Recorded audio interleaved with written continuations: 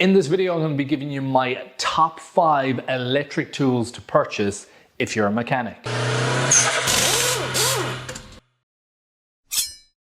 How's it going, everyone, and welcome back to the channel. In this video, I'm going to be detailing my top 5 favorite go-to electrical tools for mechanics. Now, these are not ultra-electrical diagnostic tools. These are remove and refit and repair type of products. So we're not going to be talking about a scan tool or any of those electrical pieces of equipment in this video.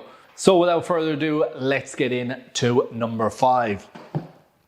Number 5 is the Cordless Ratchet. Now, this is a Cordless Ratchet by SP. Like a lot of mechanics, I have a commonality across my products. If you end up buying one set of electric tools and you like it, you tend to stick with it, be it for battery reasons or you're just happy with the product, and SP is one of those ranges for me. This is the Cordless Ratchet. It's in a 3/8. They do have a longer reach one as well, which I definitely considered, but I only tend to buy products based on how much I use them. And there's only a couple of times I definitely would have liked to have it, so I haven't actually purchased that. But number 5 that I use a lot is my electric ratchet. Number 4 is my Makita Drill. Now, part number on this is DHP485. I've owned this for years and it's a fantastic drill. Does the job really well, whether it's refixing pieces to vehicles. So in bodywork, you may have bumpers or under trays that you need to refit. There's also drilling into areas when you're retapping, if you have broken bolts, etc. And it has done everything I've needed. It's a very good, powerful drill. I have 3 amp hour batteries, and I bought 5 amp hour batteries as well because I have an angle grinder electric too. And I found it extremely useful. So that's why it sits in number 4 on my list. Number 3 is my Hex Driver from SP Tools. Part number on this is SP81141. Love it. I use it all of the time. It takes off air boxes, under shields, and it's got a quick coupler release.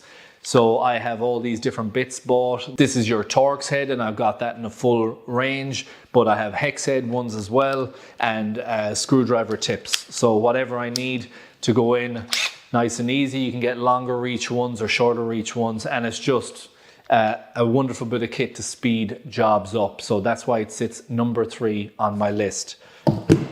Is a 1/2 inch impact gun. If you're going to be working on vehicles and removing things on and off, I highly recommend going to a cordless, very high impact rated gun.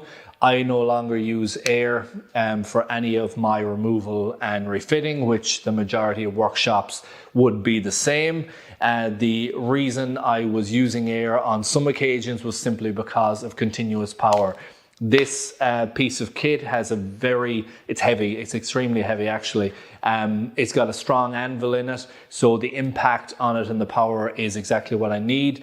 I did have a snap-on, which was a much lower power output than this one, but I found this taken off absolutely everything I needed. It's outperformed the Milwaukee in a couple of tests as well.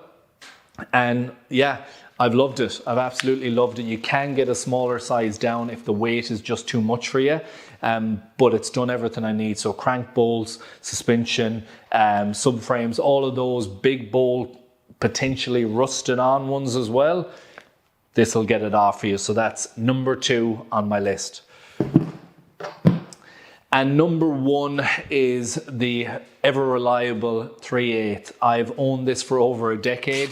I have basically had a flawless run with it. There is brushes. This isn't a brushless. This is the first generation that they came out with. The batteries are still the original batteries in it. It's a low power tool. I think it's 105 Newton meters on it. What's the part number? SP81112. But amazing. I bought it as part of a kit, so I got this. I got a small drill and I got a light all together, and I've used it all of the time. I like the fact that the power range isn't that high, because One, I never want to break bolts, and I use this for the majority of the small 10 to 12, 14 millimeter type of range. So it has worked really effective. If I need to go up in range, I always will, and I'll never overuse a tool, so I won't stress it by trying to take off something that it wasn't designed to do.